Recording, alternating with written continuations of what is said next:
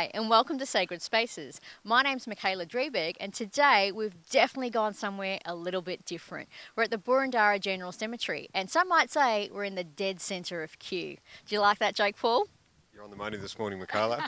So we're joined by Paul Coffey, who's going to tell us a little bit more about the significance of the cemetery where we are, and some memorials and special people that are in their resting places here. So welcome, Paul. Good morning, how are you? I'm well. So what's so significant about this cemetery where we are now? Well, the Kew General Cemetery, which we're in right now, has a number of notable Melburnians buried here. I'm most interested this morning, and as we'll see this morning, in the Annie Springthorpe Memorial. Annie Springthorpe Memorial I discovered when I was working as an apprentice carpenter back in the mid-1990s.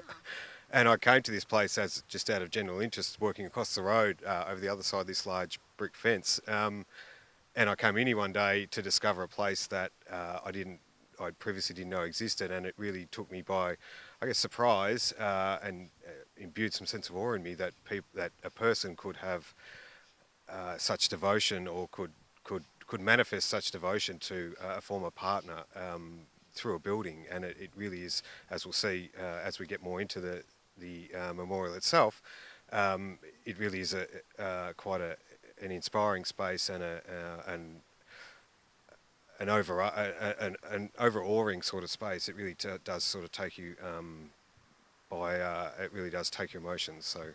And that's something that's significant about this cemetery and cemeteries that are around the country and the world, is that it reflects how we approach death and remembering our loved ones.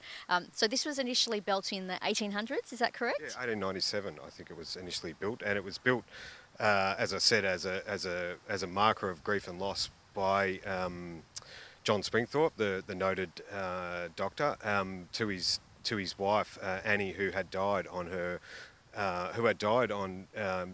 whilst giving birth to their fourth son Guy in 1897, and he took him a very long time to get over that loss. And then it was by itself in an acreage, and now it's surrounded by many other people that they might not have ordinarily hung around with. No, and that's what I guess is also interesting about the cemetery and cemeteries in general, is that they're places where they're sort of condensed analogies of the city, and places where people sort of exist into perpetuity and eternity, where they may not have otherwise, I guess, associated in a social sense or in a physical sense in their general life as people within the city or within the place that they had grown up and lived. So, Paul, there's a number of significant features within this cemetery, but not only in terms of the memorial, but just the surroundings as well. So what are some other standout features here? Well, you have the lovely gatehouse at the entrance to the cemetery, designed by Charles Vickers and Albert Purchas at the cemetery's inception. The cemetery, interestingly, was one of the first in Melbourne. I think it commenced about 1843, from memory. I could be wrong. But Charles Vickers, so Vickers and Purchas designed the gatehouse and the general layout for the cemetery, and it's got a clock house as well. Is that right? Or clock tower, I should say. Yeah, it's noted by its clock tower, which is approached by along High Street and gives us a sort of formal entrance to the cemetery. Further to that, the ornamental brick fence with sort of broken wrought iron sections, which I believe align with the street entrances, the perpendicular street entrances coming into the cemetery, give it some notoriety. And I guess it's different in that sense to Melbourne General Cemetery and other cemeteries around the city, where which are not, I guess, divided in some sense by the city, from the city or from the outside public space by a long sort of continuous element such as is the wall. There's also some beautiful roses around when you're looking around too, and the significance of that garden surrounding that you're in. There is, and the trees that we're standing under here right now have sort of grown and matured, and I think they're probably planted by Purchas near his death in 1907, after working here for 40 years. And they're sort of matured now to become to give us this lovely space that we're standing in right now. So yeah, it's quite a picturesque and quite a beautiful place of memoriam for those gone. So speaking of memorials, I'm dying to take a closer look at the Springthorpe one. So just that way? Yes, here it is behind us here. You might be able to see it. So let's go and have a look now. Great.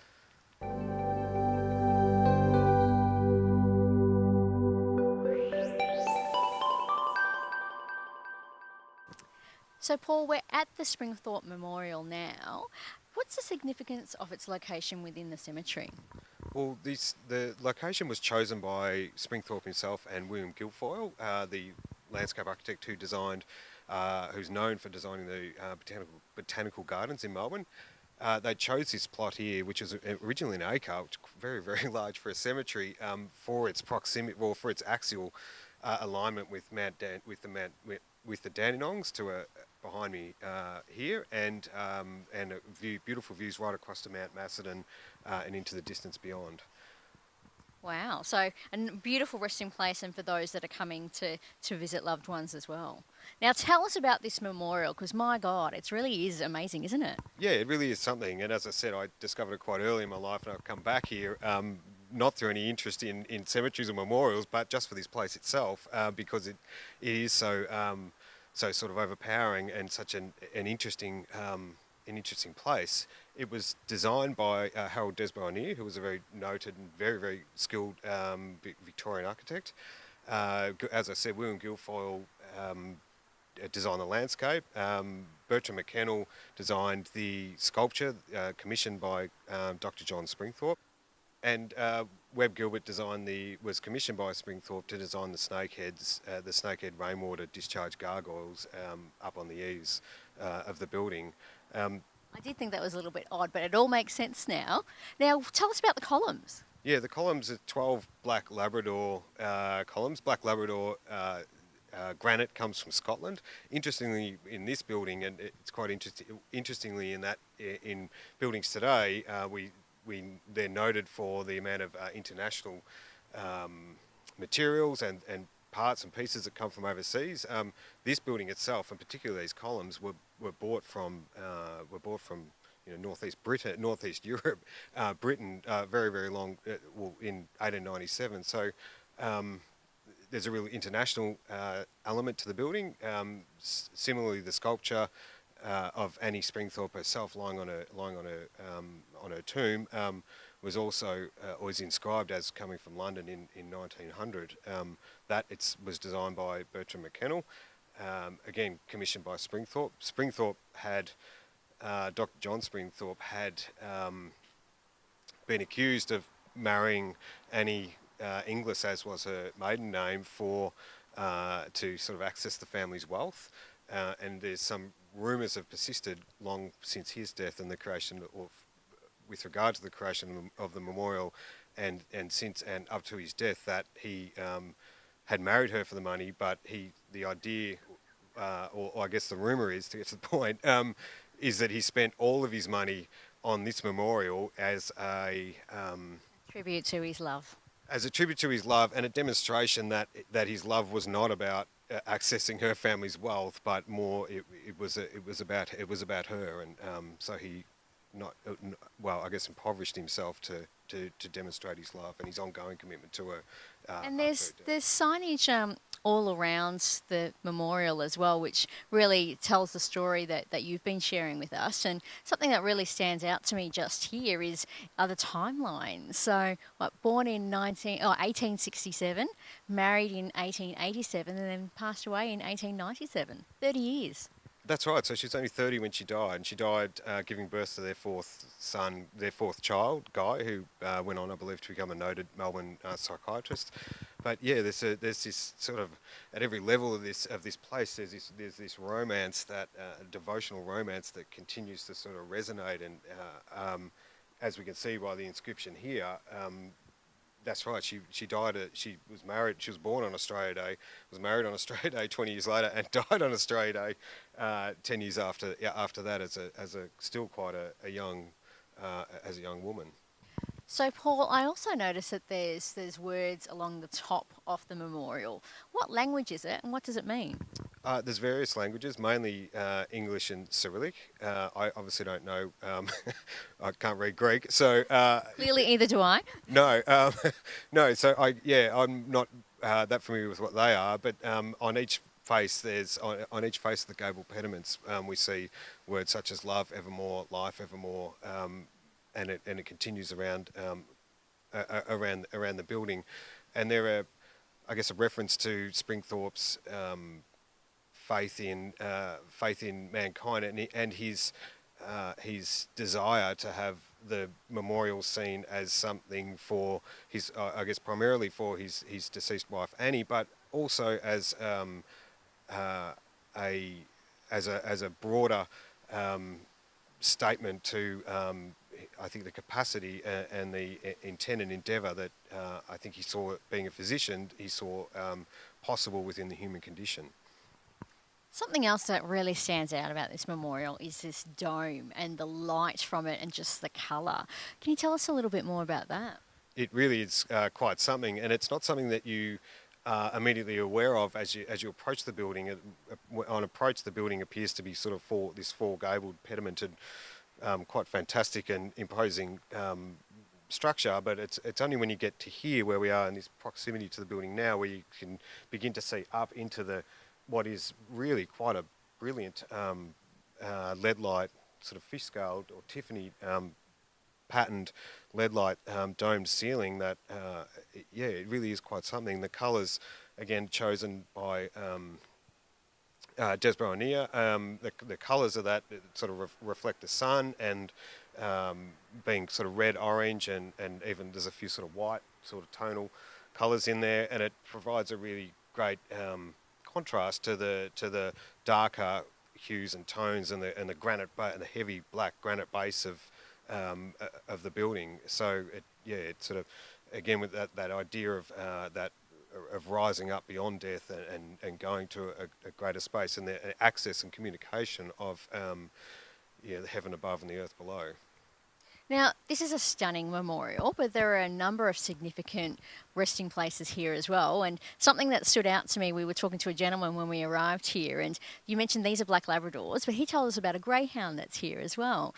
What's that story? There is a greyhound that apparently was a notable fixture of the ceremony of the cemetery in life, and then had passed on, and is now immortalised in stone, I believe, down further as you move your way through the cemetery itself. So it was a dog that found its owner's resting place and then chose to spend time there and was fed there by visitors and then ended up resting with his owner there as well. Correct, and is now immortalised in physicality and in the folklore of the cemetery. So, yeah, I guess cemeteries. It's a sign that cemeteries are places of life and death, and or not so much primarily death, but of life as well.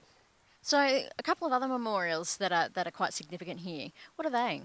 The Leo Cusson Memorial, which I think he was a notable Catholic Melburnian. Down further, there's quite a beautiful little Gothic structure, walled, different to this in that it's walled, and it has a much more conventional roof scape and plan and structure. The Syme family have memorialised themselves at the entrance to the ceremony behind us, at the entrance to the cemetery, sorry, behind us, with quite a beautiful Egyptian-esque memorial to the whole family, which is noted by the different floreation of each column around the perimeter of that memorial. So there are so many different special places here. There are some significant people that have contributed to Melbourne and Victoria buried here as well. If you could choose a favourite feature or a special standout within here or just this memorial, what would it be? Well, certainly this memorial, and I really don't have that greater interest in the broader cemetery itself. In fact, I think it's not. I think it's largely indifferent from other cemeteries in a lot of senses. But it's this place here that I, on occasion, come back to just to remember. I guess maybe like Springthorpe had. The power of ongoing love and devotion, and the way that can be manifest in buildings, and the way buildings allow us to illustrate our lives and who we are as people, and the capacity for them to exist beyond us as people, and to talk about where we were as a society and where we are where we would like to be, and our aspirations as a society and as a community. That was really deep, Paul. This has truly been one of the most, if not the most, sacred space that we've ever visited. So thank you so much for showing us around today. And it's quite serendipitous because it was All Hallows Eve last night, Halloween, and today's All Saints Day. So it's really, the timing is just immaculate that we're here today and learning more about a really significant place here in Boroondara. Yes, timely nonetheless. So yes, happy All Saints Day. Happy Day of the Dead. Sorry. Thanks again for showing us around. It's been wonderful to have you here. Pleasure. Thank you. My name's Michaela Dreberg. You've been watching Sacred Spaces, and we'll see you next time.